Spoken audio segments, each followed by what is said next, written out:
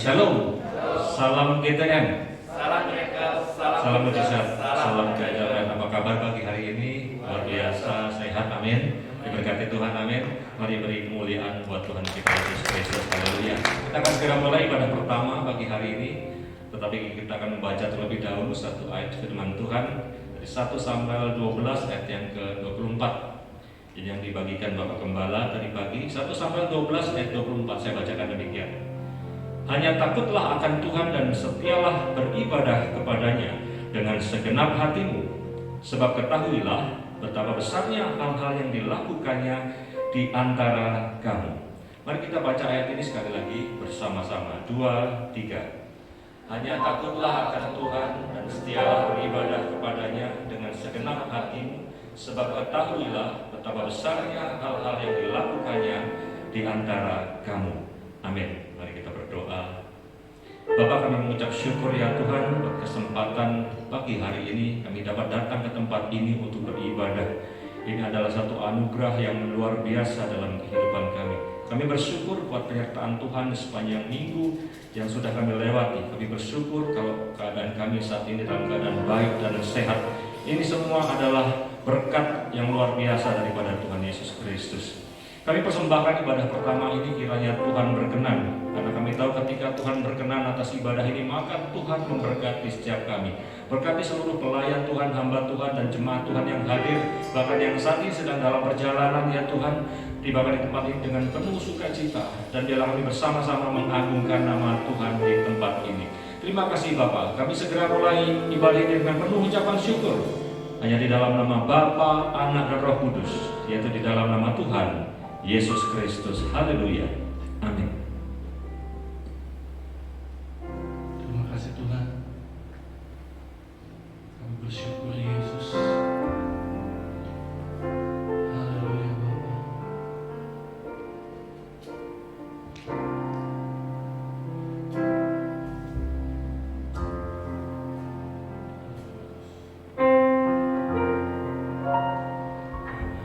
Yang terindah di dalam hidup ini, tiada Allah Tuhan yang seperti Engkau, besar perkasa penuh kemuliaan. Kau yang termanis tinggikan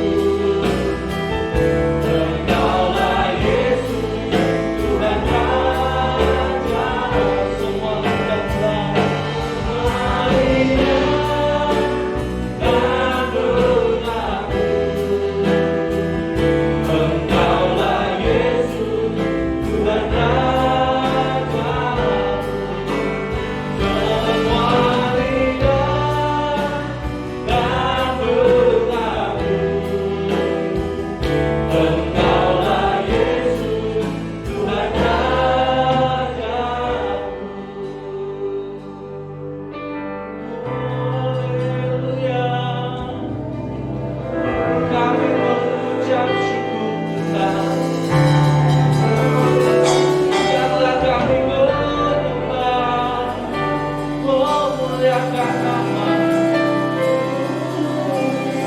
Hanya untuk kami untuk menyembah-Mu. Kami tinggikan nama-Mu, kami sembah nama-Mu. Sebab Kau yang layak disembah, sebab Kau yang layak dipuji. Oh, mari bergembala, mari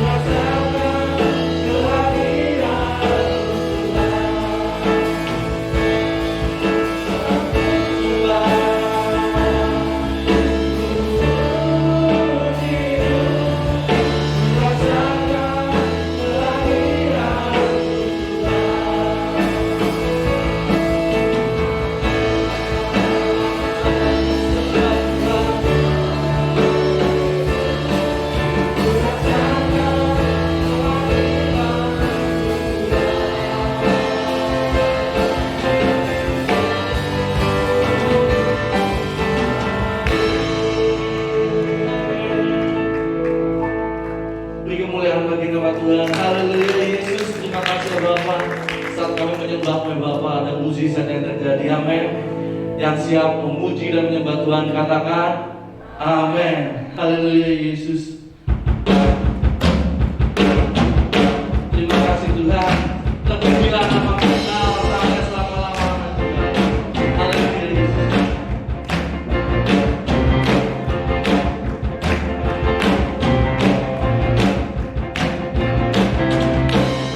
Pujilah nama-Mu Tuhan.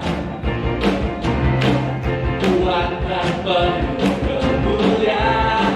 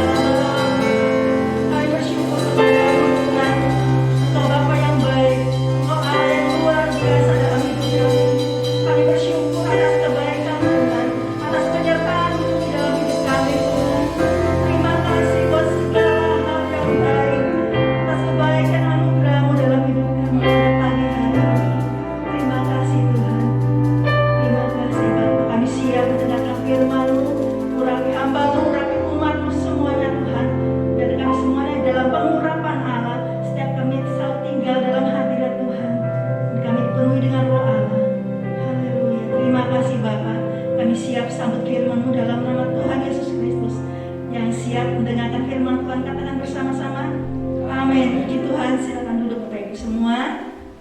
Shalom.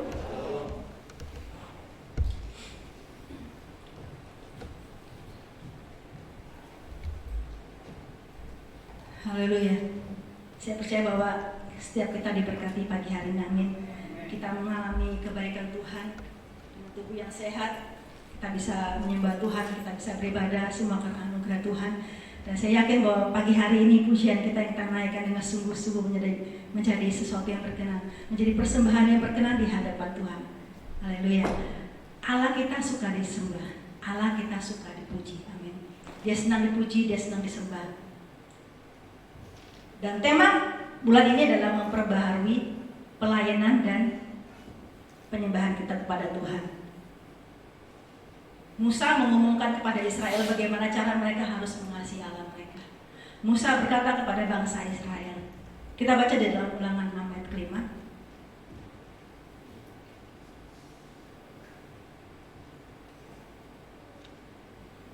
Kasihilah Tuhan Allahmu dengan segenap hatimu dan dengan segenap jiwamu dan dengan segenap kekuatanmu.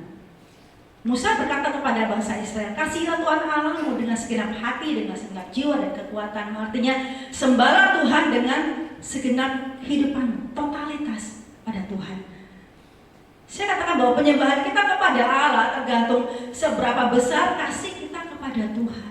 Kalau kasih kita besar kepada Tuhan, saya yakin penyembahan kita juga pasti begitu dalam kepada Tuhan.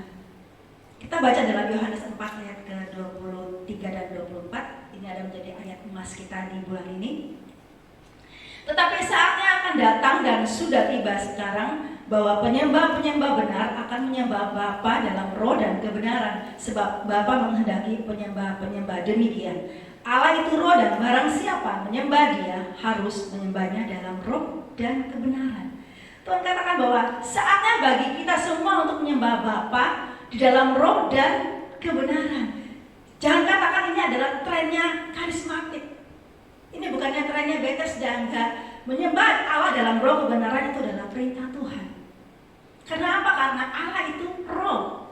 Kita nggak bisa menjangkau Allah dengan daging kita, Bapak Ibu. Karena daging kita penuh dengan dosa. Daging kita penuh dengan kelemahan. Kita nggak bisa menjangkau Allah dengan jiwa kita, dengan emosi kita, nggak sampai. Tapi kita menyembah Allah di dalam roh dan kebenaran. Menyembah dengan roh artinya roh kita bersatu dengan roh Allah. Bapak Ibu terkasih, saya katakan bahwa dalam saat-saat tertentu kita kadang-kadang tidak tahu mau bilang apa sama Tuhan. Betul. Dalam saat-saat tertentu kita nggak tahu kita harus berdoa bagaimana. Ya, kita baca dalam Roma 8 ayat ke-26. Demikian juga roh membantu kita dalam kelemahan kita, sebab kita tidak tahu bagaimana sebenarnya harus berdoa. Tetapi roh sendiri berdoa untuk kita kepada Allah dengan keluhan yang tidak terucapkan. Artinya roh membantu kita. Roh membantu kita berdoa kepada Allah. Ya, karena apa? Ada saatnya kita tuh nggak tahu harus berdoa, harus bilang apa sama Tuhan. Ya, karena kelemahan kita.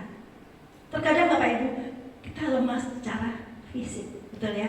Kita lemah secara fisik karena kita bekerja seharian. Barangkali kita lemah secara kerohanian kita. Kita perlu Roh Kudus. Kita perlu pertolongan Tuhan untuk berdoa kepada Bapa di surga. Raja Daud menyembah Allah setiap saat dalam kehidupannya, setiap situasi hidupnya. Kita tahu bahwa Daud menjadi raja bukan hal yang enak, bukan langsung nyaman menjadi raja, tetapi dia melalui tahap, melalui proses demi proses. Saya katakan proses itu tidak enak. Setiap kita kalau diproses Tuhan itu tidak enak. Ada rasa sakit, kelemahan, ketidakberdayaan, ya, itu proses. Dan Daud mengalami proses dalam hidupnya. Dia tidak langsung nyaman menjadi seorang raja. Dalam kitab Mazmur kita membaca bahwa Daud ini adalah seorang pemuji, adalah seorang penyembah Tuhan. Kita melihat bahwa dalam segala hal yang dia alami, dia akan menyembah Tuhan. Kita melihat di sana ada nyanyian menghadapi musuh, nyanyian ratapan, nyanyian syukur dan sebagainya. Itu adalah nyanyian hati Daud, penyembahan Daud kepada Tuhan. Ya, dia selalu menyembah Tuhan dalam situasi apapun dalam hidupnya. Daud dekat banget dengan Tuhan. Amin. Daud adalah tipe penyembah Tuhan. Ya, kalau dikatakan Daud adalah orang yang dekat dengan Tuhan, menyembah Tuhan, artinya dia tahu bahwa hidupnya adalah penyembahan. Ku tahu hidupku adalah penyembahan, Kau ciptakanku dalam kemuliaan-Mu. Bahwa hidup kita adalah penyembahan kepada Tuhan. Tuhan menciptakan kita untuk menyembah Dia. Saya akan bawa kita dalam cerita seorang perempuan Sunem yang menjadi inspirasi bagi banyak orang dalam pelayanannya, dalam penyembahannya kepada Tuhan. Kita mau baca dalam barangkali PR bagi Bapak Ibu semua, dalam 2 Raja-Raja 4 ayat 8 sampai ke 37, karena banyak sekali. Saya akan membaca garis besarnya, saya akan menyampaikan garis besarnya kepada Bapak Ibu semua. Perempuan Sunem ini adalah, Bapak Ibu bisa sambil kontrol di handphone ya, di firman Tuhan ini. Dia adalah seorang wanita yang kaya, tetapi dia murah hati. Dia memiliki hati hamba dalam hidupnya. Saya katakan kenapa hati hamba? Mungkin dia adalah orang yang senang melayani Tuhan. Kalau kita membaca firman cerita ini, mungkin dia memiliki hobi memasak. Ya, ibu-ibu kebanyakan hobi memasak, dan dia memasak dan senang menjamu orang untuk makan di rumahnya. Dan salah satunya adalah Nabi Elisa. Nabi Elisa adalah orang yang selalu menerima jamuan dari perempuan Sunem ini. Setiap kali dia lewat ke Sunem, maka dia akan singgah ke rumah ini untuk makan. Perempuan Sunem ini adalah seorang perempuan yang istimewa, ya, karena dia senang melayani Tuhan, dia senang memberi, dia senang sekali kalau rumahnya dikunjungi oleh orang dan bisa memberkati orang lain. Dia adalah tipe seorang istri yang menghormati suami, ya. Dia apapun yang dia ada di dalam pikirannya, dia akan diskusikan kepada suaminya. Kalau kita baca cerita ini, kalau kita katakan dalam bahasa sehari-harinya, saya akan sampaikan, dia berkata seperti ini, Pak, rupanya itu Elisa itu adalah hamba Tuhan yang diurapi. Gimana kalau kita bangun ruangan buat beliau di atas, ya, dan kita sediakan semua keperluannya, kita lengkapi kamarnya. Kemudian akhirnya setuju, suaminya setuju, akhirnya dibangunlah. Dan setiap kali dia lewat ke Sunem, dia akan beristirahat dengan nyaman di dalam kamarnya. Ini adalah bentuk pelayanan dari perempuan Sunem ini. Bagaimana dengan kita, Bapak Ibu? Banyak cara untuk melayani Tuhan, amin. Banyak cara untuk kita bisa melayani Tuhan. Setiap talenta yang Tuhan berikan dalam hidup kita bisa melayani Tuhan. Kita baca di dalam Ibrani 13 ayat kedua. Jangan kamu lupa memberi tumpangan kepada orang, sebab dengan berbuat demikian beberapa orang dengan tidak diketahuinya telah menjamu malaikat-malaikat. Perempuan Sunem tahu bahwa saat dia menjamu hamba Tuhan, saat dia menerima hamba Tuhan untuk menumpang di rumahnya, dikatakan bahwa dia telah menjamu malaikat-malaikat di rumahnya. Amin. Kita baca lagi dalam Kejadian 18 ayat 1 dan 2, kita melihat cerita tentang Abraham dan Sarah, bagaimana hamba Tuhan ini didatangi oleh malaikat Tuhan. Ayat yang pertama, kemudian Tuhan menampakkan diri kepada Abraham dekat pohon tarbantin di Mamre, sedang ia duduk di pintu kemahnya waktu hari panas terik. Ketika ia mengangkat mukanya, ia melihat 3 orang berdiri di depannya. Sesudah dilihatnya mereka, ia berlari dari pintu kemahnya menyongsong mereka, lalu sujudlah ia sampai ke tanah. Kemudian ayat dalam Kejadian 19 ayat kedua dan 3, serta berkata, Tuhan, silakanlah singgah ke rumah hambamu ini, bermalamlah di sini dan basuhlah kakimu, maka besok pagi Tuhan boleh melanjutkan perjalanannya. Jawab mereka, tidak, kami akan bermalam di tanah lapang. Tetapi karena ia sangat mendesak mereka, singgahlah mereka dan masuk ke dalam rumahnya. Kemudian ia menyediakan hidangan bagi mereka. Ia membakar roti yang tidak beragi, lalu mereka makan. Bagaimana kalau kita menerima orang untuk menumpang di rumah? Tuhan katakan kita menjamu malaikat Tuhan. Dan saat itu kebetulan itu adalah memang malaikatnya Tuhan berkunjung kepada Abraham dan Sarah untuk memberkati keluarga ini. Tapi Bapak Ibu, zaman sekarang memang kudu hati-hati menerima tamu orang yang tidak kita kenal. Enggak seperti zaman dulu. Kalau kita terima tamu itu kebanyakan orang yang betul hamba Tuhan. Tapi saat ini hati-hati untuk menerima tamu ya, karena banyak orang yang kurang baik. Kita kembali pada perempuan Sunem, Bapak Ibu. Elisa saat dilayani oleh perempuan ini, dia ingin membalas. Dia ingin membalas kebaikan dari perempuan Sunem ini. Dia berkata kepada perempuan ini, apa yang dapat kubicarakan tentang engkau kepada raja atau panglima? Dia berkata, kepada perempuan itu saat itu. Karena apa? Dia begitu baik melayani hamba Tuhan, dan Elisa pengen banget membalas kebaikannya. Kemudian dikatakan, apa yang dapat kubicarakan tentang engkau kepada raja? Kalau saat itu dikatakan, apa yang dapat kubicarakan tentang engkau kepada Presiden Pak Jokowi ya. Ya kebanyakan ibu-ibu mintanya sepeda gitu ya. Tapi kita melihat bahwa tawaran dari Elisa ditolak oleh perempuan Sunem ini. Tawaran yang sangat menggiurkan ditolak oleh perempuan Sunem ini. Dia berkata, aku tinggal di tengah-tengah kaumku, aku tinggal di tengah-tengah bangsaku, aku nyaman, aku aman, aku gak kurang apa-apa. Jawaban seperti itu. Tetapi ada satu hal, bahwa perempuan Sunem ini tidak memiliki anak. Ya.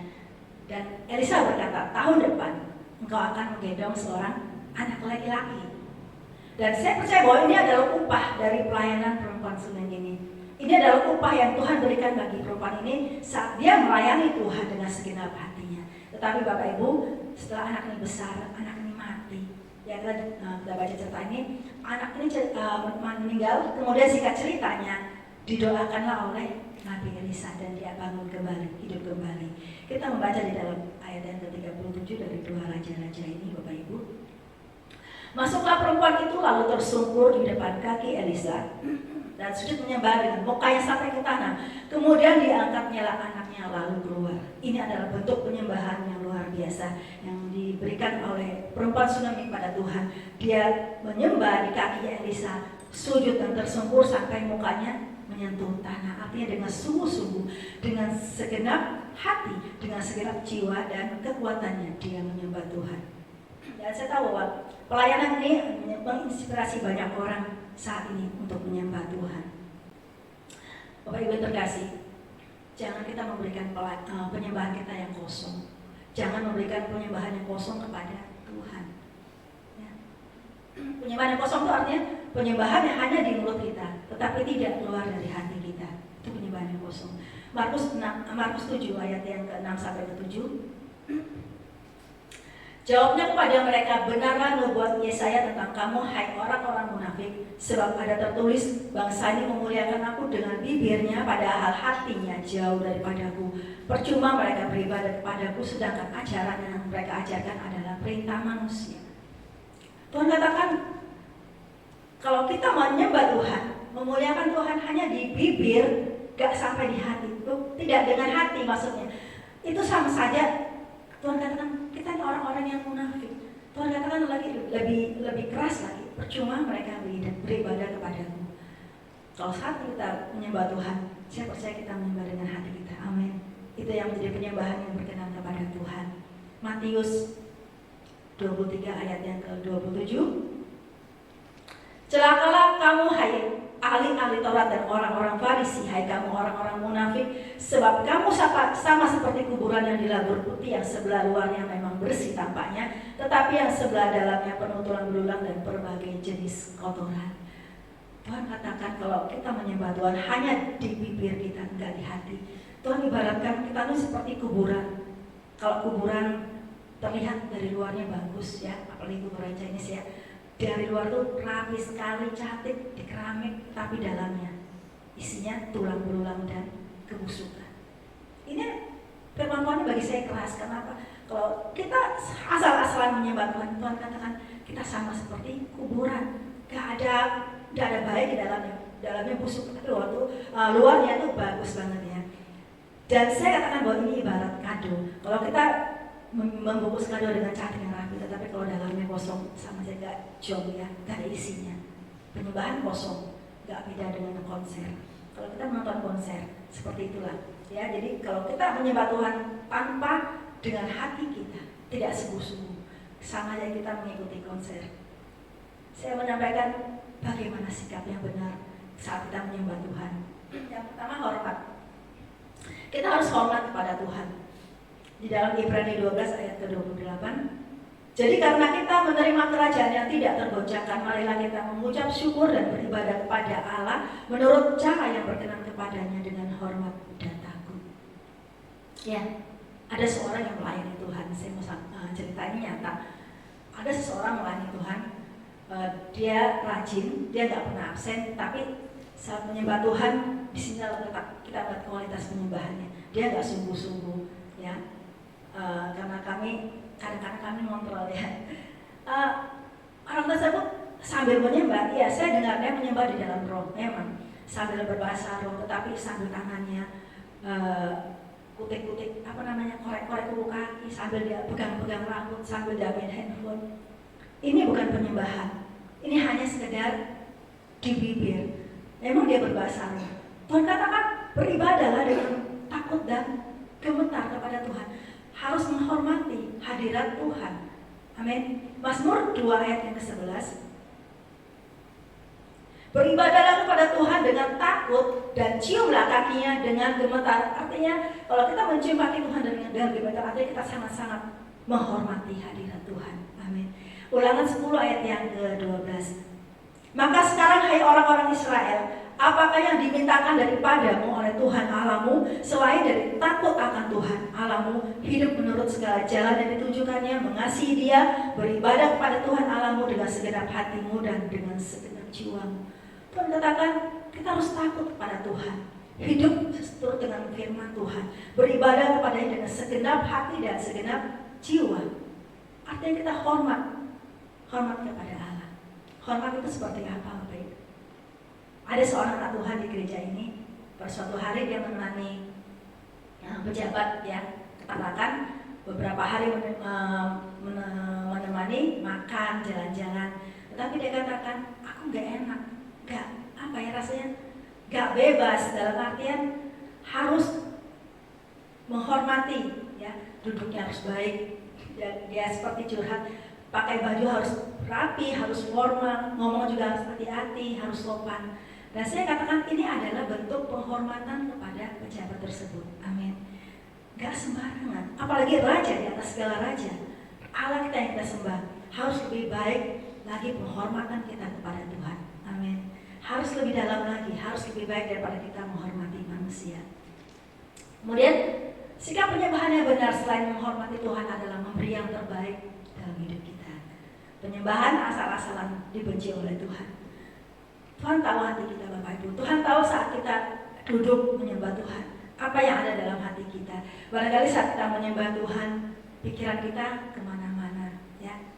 Saya tidak berkata bahwa saya juga sempurna. Terkadang juga saya menyembah Tuhan, pikiran saya sudah kemana-mana. Karena apa? Secara manusia ya, kadang-kadang kita banyak sekali kita pikirkan. Tapi Tuhan katakan Tuhan benci dengan penyembahan yang asal-asalan yang kita berikan kepada Tuhan. Tuhan sangat peduli pada cara kita mempersembahkan sesuatu kepadanya. Tuhan peduli banget, Tuhan perhatikan sekali apa yang kita berikan kepada hati kita.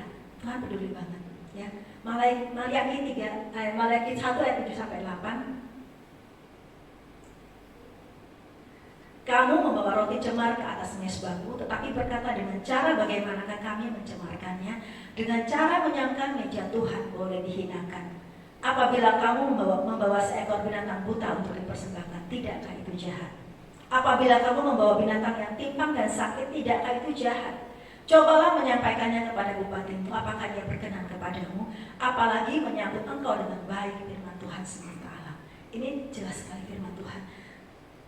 Ini bukan persembahan yang terbaik, ya. Tuhan katakan kalau kita membaca perjanjian lama, bagaimana bangsa Israel mempersembahkan persembahan bagi Tuhan, semuanya yang terbaik, ya. Gak ada yang cacat, gak boleh ada yang kurang, gak boleh lebih, harus sempurna, harus betul-betul terbaik bagi Tuhan.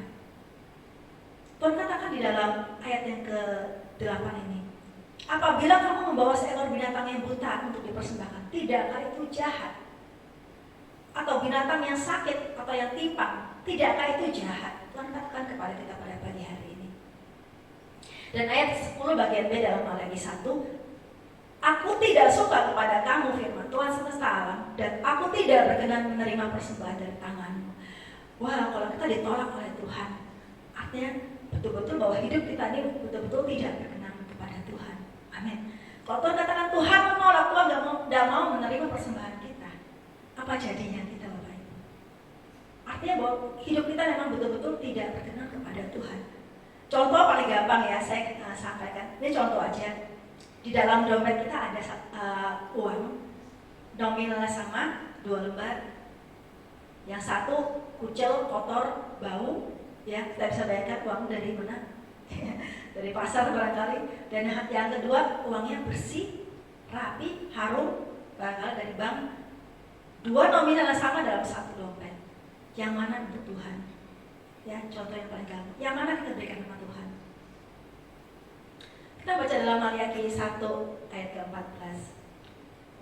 Terkutuklah penipu yang mempunyai seekor binatang jantan di antara kawanan ternaknya yang dinasarkannya, tetapi ia mempersembahkan binatangnya cacat kepada Tuhan. Sebab aku ini raja yang besar, firman Tuhan semesta alam, dan namaku ditakuti di antara bangsa-bangsa. Tuhan katakan kalau ada yang baik, kenapa kita persembahkan yang tidak baik?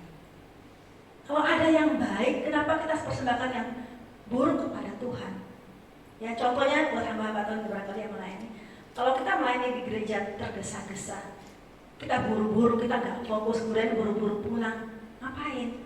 Ingin menghadiri acara nikahan, nggak banget ya. Hanya untuk menghadiri acara nikahan, nggak fokus melayani Tuhan, nggak fokus untuk memberikan persembahan kepada Raja di atas segala raja. Tuhan katakan, terkutuklah. Karena apa? Ada yang baik yang bisa diberikan, tetapi mengapa yang buruk kita berikan kepada Tuhan? Persembahan yang cacat seperti persembahan Kain. Kain dan Habel mempersembahkan, sama-sama mempersembahkan. Tapi Kain iri, dengki, dan benci. Itu adalah persembahan yang sangat buruk, persembahan yang cacat di hadapan Tuhan. Amin. Kalau kita mau mempersembahkan sesuatu, berikan yang terbaik bagi anak kita. Amin. Matius 5 ayat yang ke-23 dan 24. Sebab itu jika engkau mempersembahkan persembahanmu di atas mezbah dan engkau teringat akan sesuatu yang ada dalam hati saudaramu terhadap engkau, tinggalkanlah persembahanmu di depan mezbah itu dan pergilah berdamai dahulu dengan saudaramu, lalu kembali untuk mempersembahkan persembahanmu itu. Bapak Ibu terkasih, kalau kita ingin masuk dalam hadirat Tuhan, kemudian kita ingat, aku ada yang bikin salah, aku ada yang bikin seseorang sakit hati, Tuhan katakan minta maaf. Berdamai dulu, kemudian baru mempersembahkan persembahan kita. Karena apa? Ini adalah tentang pemberesan hati supaya persembahan kita diterima oleh Tuhan. Amin. Kalau kita datang kepada Tuhan dengan hati yang gak benar, hati yang kata Tuhan membawa binatang yang buta, yang timpang, yang sakit, tidakkah itu jahat bagi Tuhan? Amin. Tuhan katakan berikan yang terbaik bagi Tuhan. Tuhan gak menuntut kuantitas, Tuhan gak menuntut jumlah, berapa lama engkau menyembah Tuhan. Tapi Tuhan menuntut kualitas, mutu dalam penyembahanmu. Berikan yang terbaik kepada Tuhan. Amin. Kemudian saya katakan seperti janda, seorang janda yang mempersembahkan seluruh nafkahnya kepada Tuhan.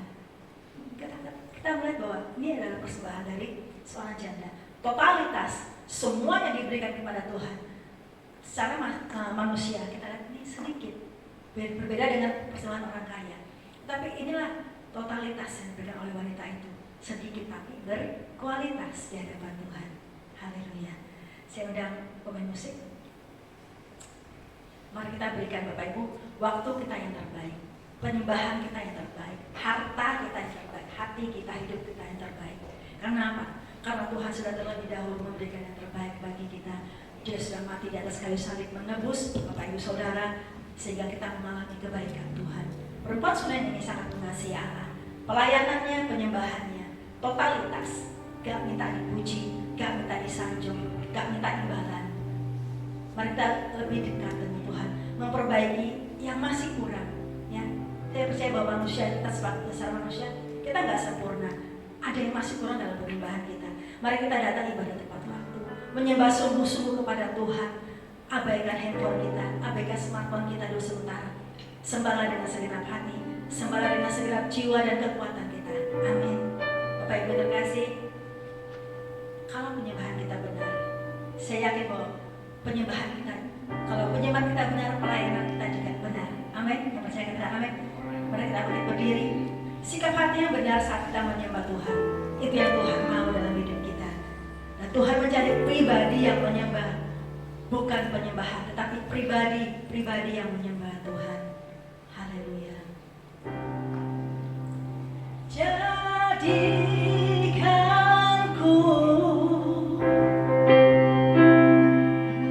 penyembahmu Tuhan,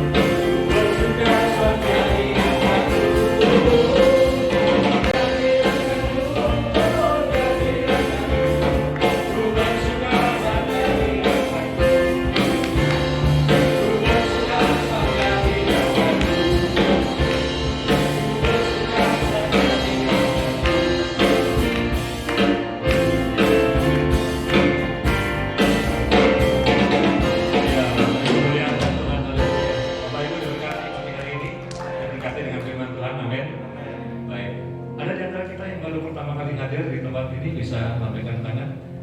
Tidak? Sudah pernah semua ya? Tuhan Yesus memberkati. Saya sampaikan beberapa hal buat kita semua, Bapak Ibu. Pak Gembala ada di Surabaya dan rencana hari ini akan kembali ke Tarakan.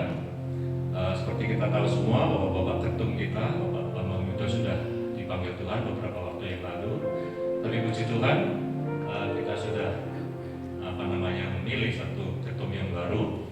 Yang terpilih adalah Bapak Pendeta Insinyur Sujarwo yang pernah beberapa kali hadir di tempat ini untuk melayani Tuhan. Sudah terpilih tanggal 17 kemarin, dan ini semua karena kebaikan Tuhan. Kita bersyukur juga Bapak Ibu bahwa sinode kita Gereja Bethesda Indonesia sudah resmi, suratnya sudah keluar semua, dan ini semua karena kebaikan Tuhan. Satu hal yang kelihatannya mustahil, tapi Tuhan nyatakan bagi kehidupan anak-anak Tuhan yang selalu mengasihi dan menyembah Dia. Amin. Saya undang kita semua berdiri, kita akhiri ibadah kita pada pagi hari ini. Terus jaga kesehatan Bapak Ibu, dan terus berdoa buat gereja kita, terus berdoa buat kota kita, bangsa kita. Saya yakin dan percaya ketika semua anak Tuhan mengangkat tangan menyembah Dia, mohon belas kasihan Tuhan, maka Tuhan memberkati bangsa ini. Amin. Kita akan segera akhiri dan kita nyanyikan pujian yang barusan, dan kita pulang dengan penuh sukacita. Amin. Haleluya.